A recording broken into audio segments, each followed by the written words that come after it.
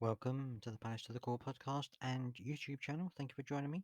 I hope that you are having a good week. It's Monday, and so it's time for more daily news. And today I have a couple of things to talk about. Firstly, Patrick Vieira has said in an interview that he understands Crystal Palace's trophy need, if you like, that we want to be a team that wins things and wins silverware and things like that. And he understands that, and he is he's a FA Cup winner himself, so of course he knows how important something like that is. And we came so close against Manchester United that time, against not just in the game but in the replay. We came so close. I was there at Wembley for both of those games, and I have to say the atmosphere was absolutely amazing, absolutely fantastic. And it was just one of those things that, it was a turning point in history, if you think. Well, here, certainly history of us and also of Manchester United. If you think if we'd have won that FA Cup, Alex Ferguson might not have been manager of Manchester United after that. Can you imagine the repercussions that would have had? Can you imagine the difference football history might have been if that had happened? I mean, it just doesn't bear thinking about. But, you know, we are in the next round. We're up against Hartlepool United, which, that's not going to be an easy game. That's going to be a tough game, I have to say. And I hope that we put out a good team and that we really battle in that game, because it's going to be a tough game. Hartlepool and no pushovers. But he says that he's seen the English side progress to the fourth round of the FA Cup of the weekend after overcoming South London rivals Millwall at the Den.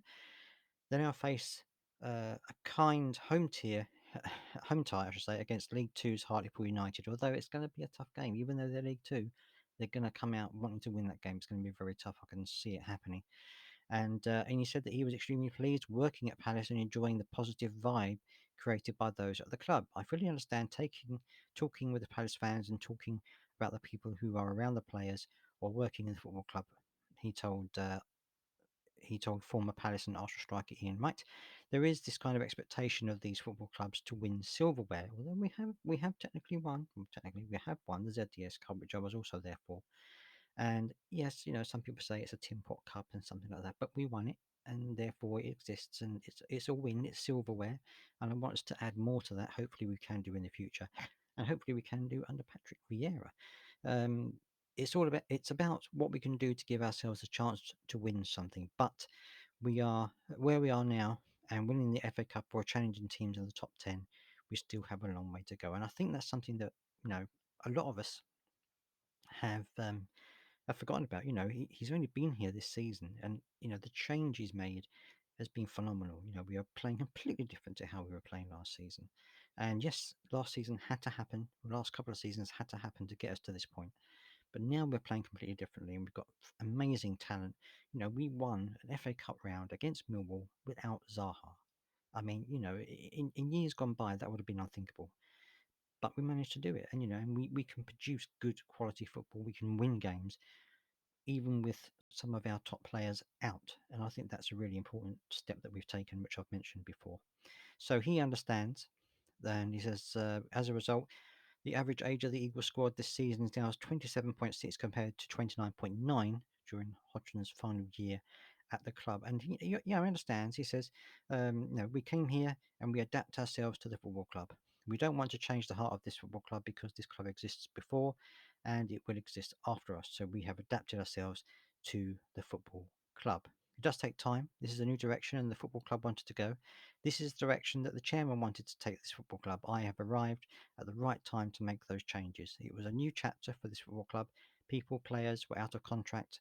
So that was the right time to make those changes. And he has made changes. And so far, they are proving to be very, very wise and very good changes.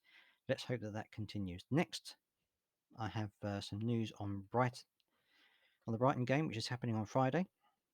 And it looks like one of their players may not be available.